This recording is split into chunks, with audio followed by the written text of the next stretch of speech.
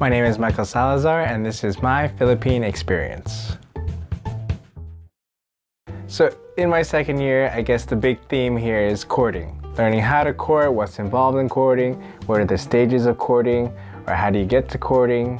Didn't know anything about that. You know what else I really didn't know much about? Speaking Tagalog. Tagalog, the national language of the Philippines. We had Filipino class, we had Filipino 1, Filipino 2, and a Filipino 3 class for foreigners in my school. It ended up not helping too much.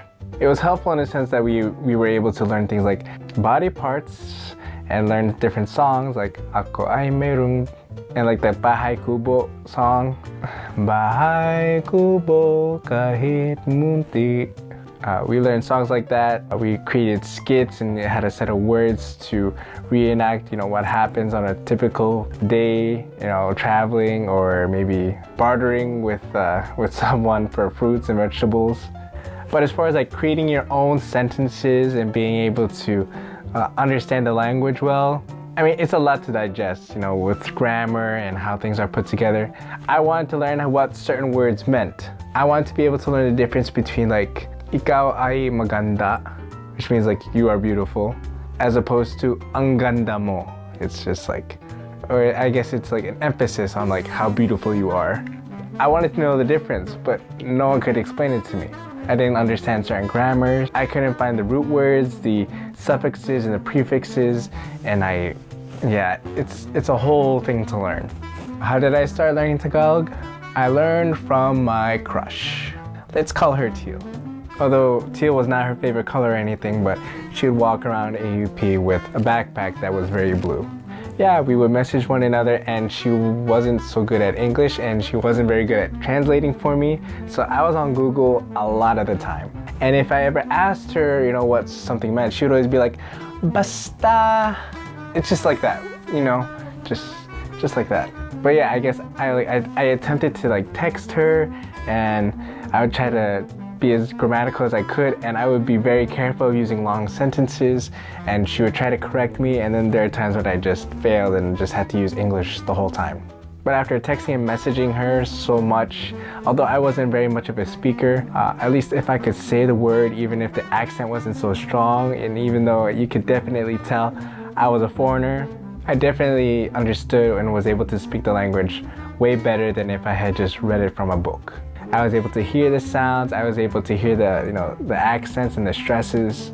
All I had to do was just copy it. And ultimately, like the icing on the whole cake of learning Tagalog was after I had like looked up online these sources, and I'll leave them down below in the description of the book that I used and a site that I referenced, where it taught me how to use different verbs and how to put some prefixes and suffixes together so that I can understand. Today I'm not a very good Tagalog speaker, but it's just enough to have a decent conversation. Before I came to the Philippines, I really wasn't a Tagalog speaker. I knew only a few words and I couldn't put sentences together. Of course, like the bad words, the bad stuff that you really can't carry a conversation with. I think the hardest part about learning Tagalog is actually speaking it in front of people, because you become so conscientious of the people around you and listening to you, because they laugh and they giggle when you speak. And you just have to get over it, and you just have to keep practicing and practicing. But like, it's very common in the Philippines when they kind of like make fun of you for speaking English, or at least they like play around with English and they give it different accents, and it kind of seems condescending.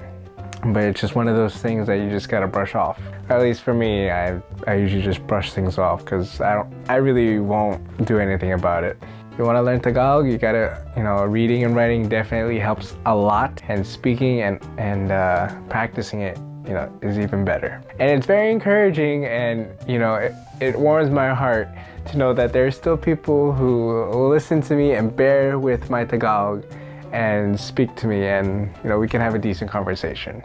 And if my crush just so happens to think that I'm extra cute because of my Tagalog and the way that I speak, can't say that I would be mad.